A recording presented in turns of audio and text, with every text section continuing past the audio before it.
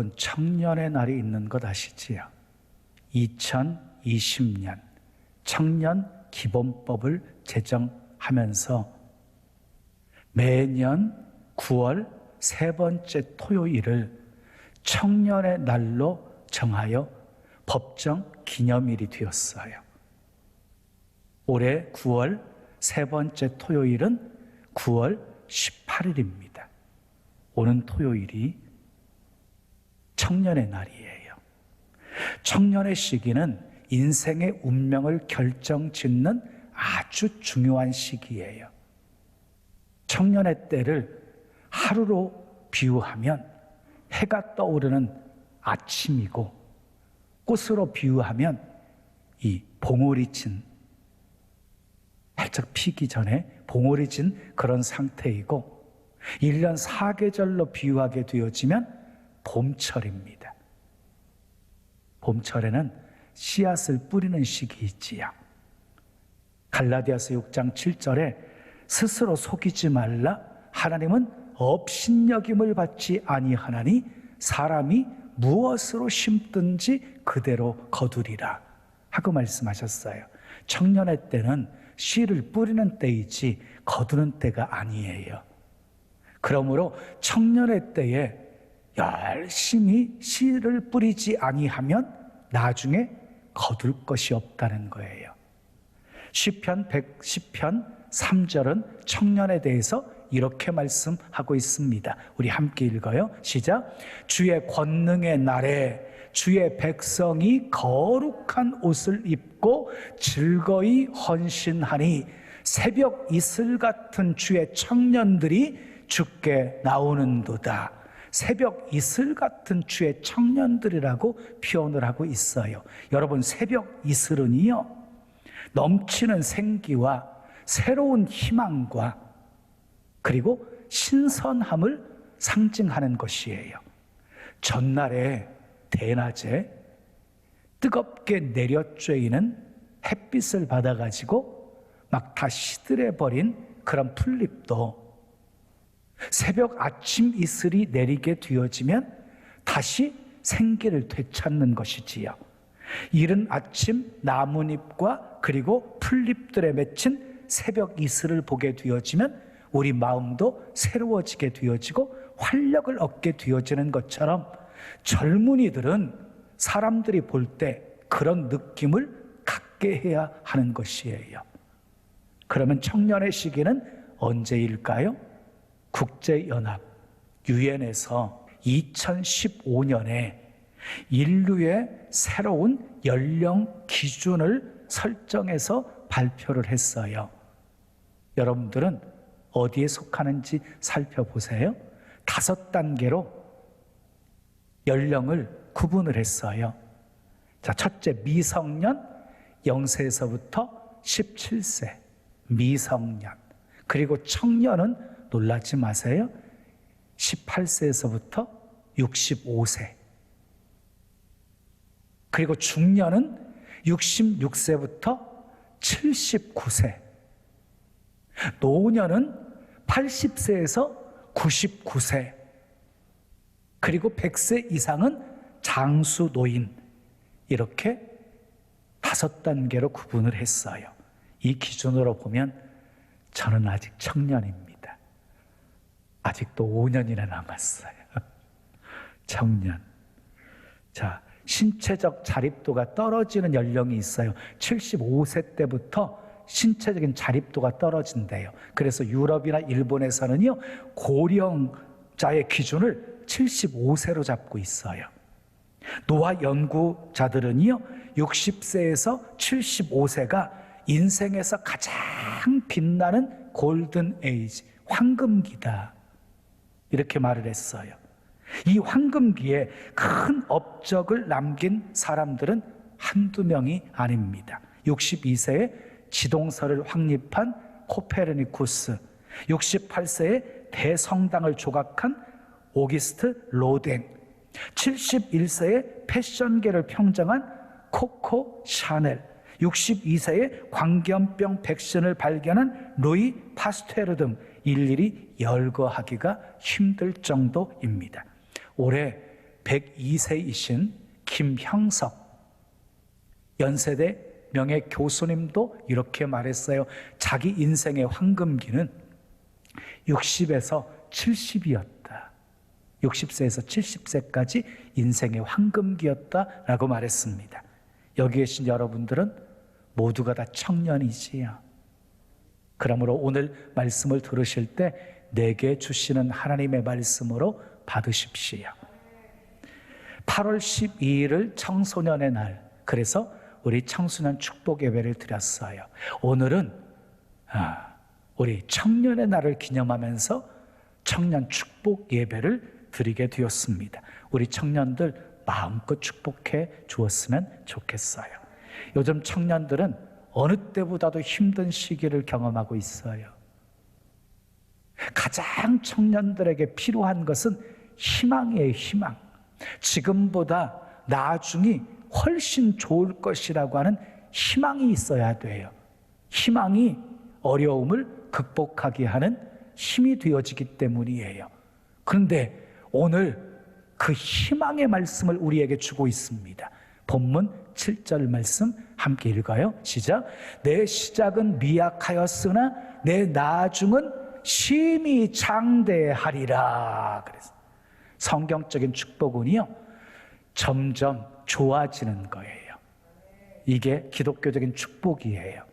사무엘하 3장 1절을 보면은 사울의 집과 다윗의 집 사이에 전쟁이 오래되매 다윗은 점점 강하여지고 사울의 집은 점점 약하여 가니라 하고 말씀했어요. 다윗의 가정처럼 점점 강성해져 가는 것이 성경적인 축복이에요. 시작은 미약하였으나 나중은 창대하게 되어지는 것이 성경적인 축복이에요. 그런데 여러분, 이 약속의 말씀을 근거로 해서 여러분들의 삶은 점점 좋아질 것입니다. 나중은 창대하게 되어질 것입니다. 주님의 약속이에요. 근데 조건이 있어요. 복되게 살아야 돼요. 그러면 어떻게 사는 것이 복되게 사는 것일까요? 첫 번째 따라하겠어요. 하나님을 찾아야 합니다. 자, 본문 5절 말씀을 함께 읽습니다. 시작. 내가 만일 하나님을 찾으며 그랬어요. 하나님을 찾는다는 것은 우리가 해야 할 일 중에서 가장 중요한 일이고 가장 기초적인 일이에요. 하나님을 찾는다는 말은요, 하나님의 얼굴을 구한다는 거예요. 하나님의 얼굴을 구하는 거예요. 시편 42편 1절 2절은 시편 기자가 하나님의 얼굴을 구하고 있어요. 함께 읽어봐요. 시작. 하나님이여 사슴이 시냇물을 찾기에 갈급함같이 내 영혼이 주를 찾기에 갈급하니이다. 내 영혼이 하나님 곧 살아계시는 하나님을 갈망하나니 내가 어느 때에 나아가서 하나님의 얼굴을 배울까? 지금 시편 기자는요, 목마른 사슴이 시냇물을 찾아 갈급함같이 그 갈급함으로 지금 하나님을 찾고 있는 것이에요. 건기가 되어지게 되어지면 짐승들은 물을 찾아서 생명을 건 긴 여정을 시작하게 되어져요. 그런데 그때에 사슴이 앞장선대요. 사슴은 물 냄새를 맡을 줄 알기 때문이래요. 그 행진 중에 수많은 짐승들이 죽는데요. 시편 기자는 하나님을 찾는 그 갈급함을 지금 사슴의 비유를 하면서 살아계신 하나님을 향한 갈망을 품고 있어요. 하나님의 얼굴을 보고 싶기를 원하는 그런 갈망을 갖고 있어요. 여러분, 하나님의 얼굴을 구한다는 것은요, 하나님을 더 알기를 원한다는 것이고 하나님의 영광을 원한다는 것이에요. 소경 바디메오 보세요. 예수님이 지나간다는 소식을 듣고 다윗의 자손 예수여 나를 불쌍히 여기소서 라고 소리쳐요. 바디메오는 예수님을 만나기 원했어요. 예수님의 얼굴 보기를 원했어요. 예수님의 영광을 보기를 원했어요.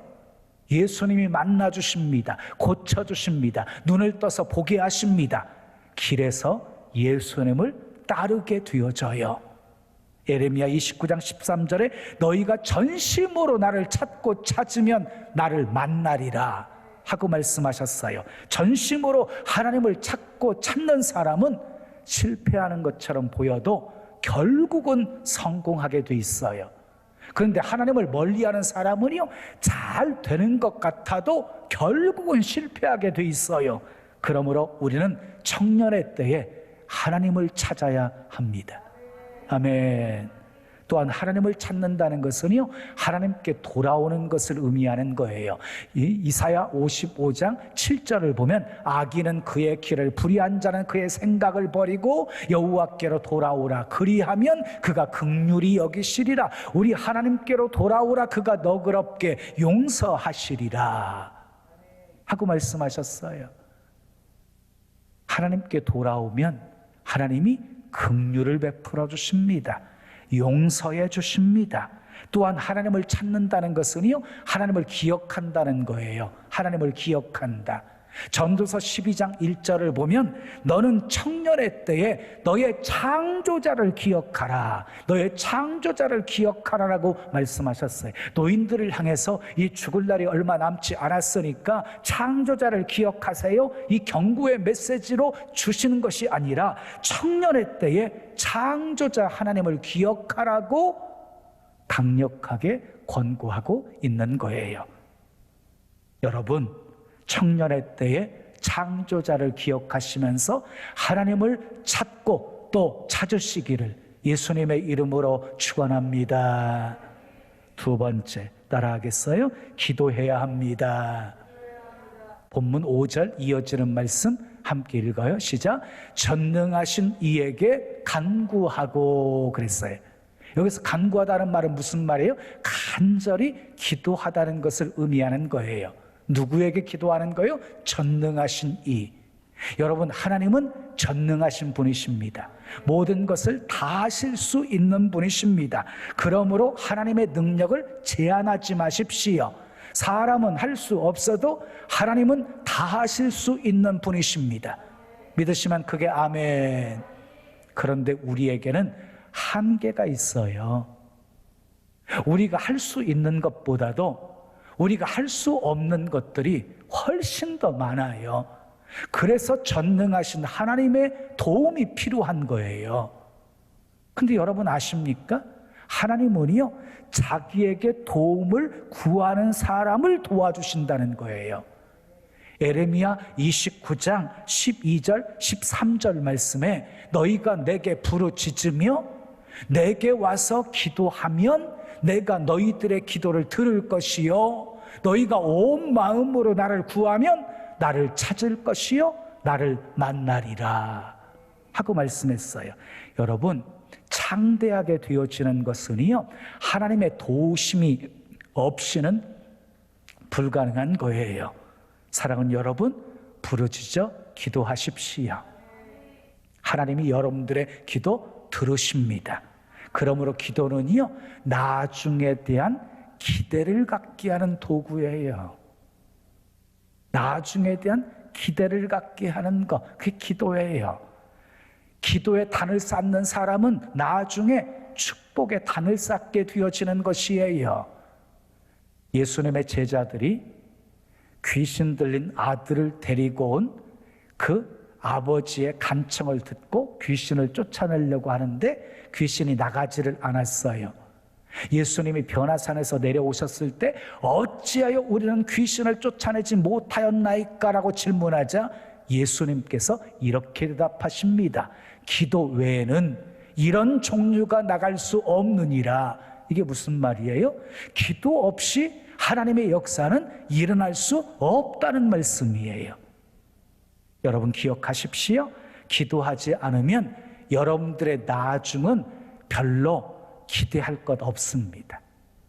그러나 여러분들이 간절히 하나님을 향해서 부르짖고 기도하시면, 주님의 도우심을 구하시면 여러분들의 나중은 창대하게 되어질 것입니다.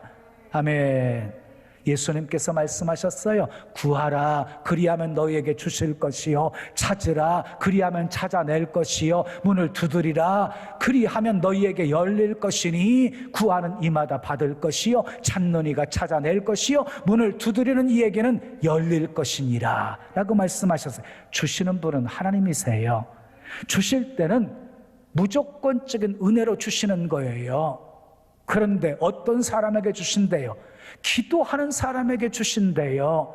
구하는 자에게 주시고 찾는 자에게 주시고 문을 두드리는 자에게 주신다는 거예요.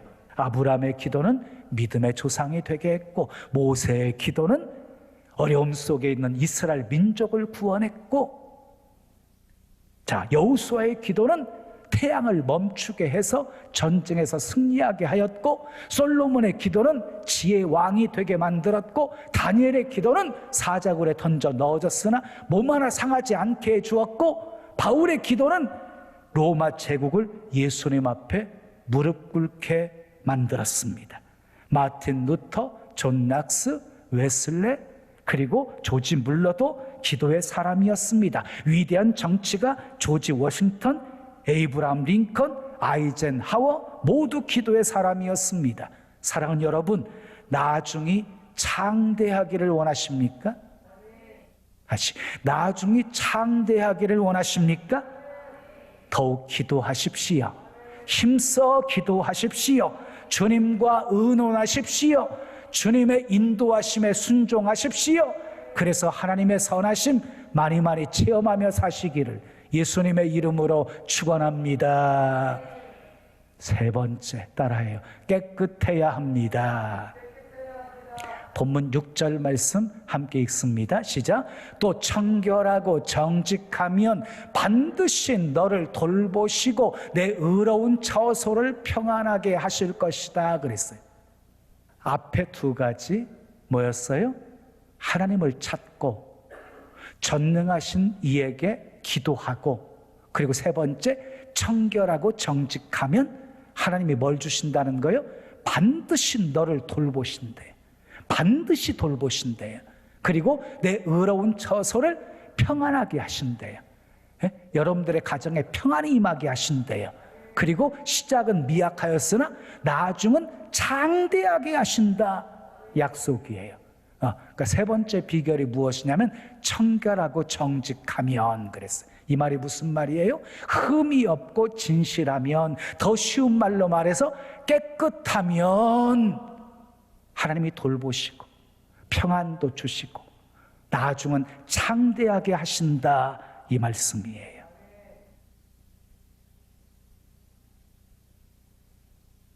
여러분, 다니엘을 보십시오. 실력이 탁월했어요. 근데 실력뿐만이 아니었어요. 도덕성도 탁월했어요. 이 다니엘을 시기하는 사람들이 다니엘을 끌어내리기 위해서 뒷조사를 했어요. 깨끗했어요. 털어 먼지 안 나는 사람 없다는 말이 있지만 이 다니엘에게는요, 그것이 통하지 않았어요. 깨끗한 도덕성을 가지고 있었어요. 여러분, 다니엘의 진정한 힘은요, 이 두 가지에서 나온 거예요. 말씀과 기도.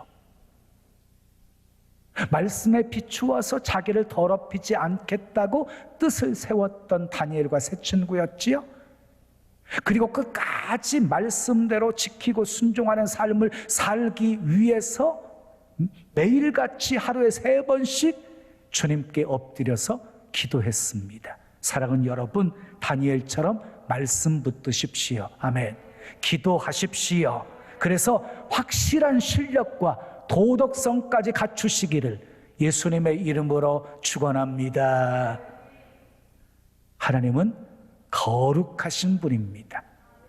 그래서 우리도 거룩하기를 원하십니다.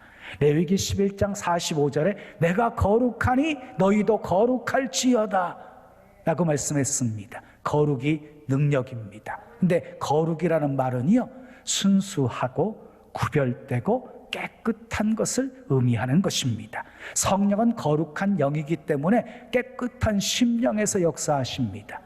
심령이 청결한 자는 복이 있다라고 말씀했고, 심령이 청결한 자는 하나님을 볼 것이라고 말씀했습니다. 청년의 시기는 하나님 앞에서 매우 중요한 시기인 만큼 이 사탄도 전략적으로 아주 중요하게 생각하는 시기예요. 그래서 청년들 집중적으로 공격을 해요. 여러 가지 유혹을 통해서 넘어뜨리려고 해요. 가인이 젊을 때 사탄의 공격을 받아서 동생 아벨을 죽인 거예요. 예서가 젊을 때 사탄의 유혹에 넘어가서 팥죽 한 그릇을 장자권을 팔아버렸어요. 엘리의 두 아들 홈니와 비느하스, 사무엘의 두 아들 압살롬, 여로보암, 부자 청년, 젊은 시절에 사탄의 유혹에 넘어가서 평생을 망쳤어요. 그 외에도 수많은 사람들이 젊은 시절에 타락을 했습니다. 그래서 디모데후서 2장 22절은 이렇게 말씀합니다. 함께 읽어요. 시작. 너는 청년의 정욕을 피하고 주를 깨끗한 마음으로 부르는 자들과 함께 의와 믿음과 사랑과 화평을 따르라 그랬어요. 뭘 피하라고 말씀하고 있어요? 청년의 정욕을 피하라라고 말하고 있어요. 정욕은 뭐예요? 성적인 욕망, 향락적인 것, 그리고 모든 욕심을 다 포함하고 있는 단어예요. 이런 것들이 아침 이슬처럼 신선해야 될 청년들을 시들시들하게 만들어버린다는 거예요. 이런 것들이 비전을 품고 살아야 되는 우리 청년들을 시들시들하게 만들어버린다는 거예요. 그래서 청년의 정욕을 피하라고 말씀하고 있는 거예요. 그러나 거기서 멈추지 않았어요. 주를 깨끗한 마음으로 부르는 자들과 함께하라. 주를 깨끗한 마음으로 부르는 자들은 경건한 사람들을 말하는 거예요. 경건한 사람들과 서로 교제하라는 거예요. 경건한 사람들과 교제하면서 무엇을 따르래요? 의와 믿음과 사랑과 화평을 따르라. 다시 말해서 적극적으로 경건의 삶을 살아라. 이렇게 말씀하는 거예요. 그래야지 행실을 깨끗하게 할 수 있다.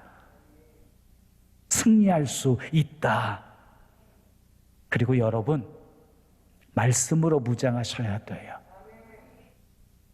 그래야 승리할 수 있어요. 전신갑주를 입어야 되는데요, 전신갑주 중에 다 방어용 무기인데 공격용 무기 딱 한 가지가 있어요. 말씀이에요. 성령의 검이에요.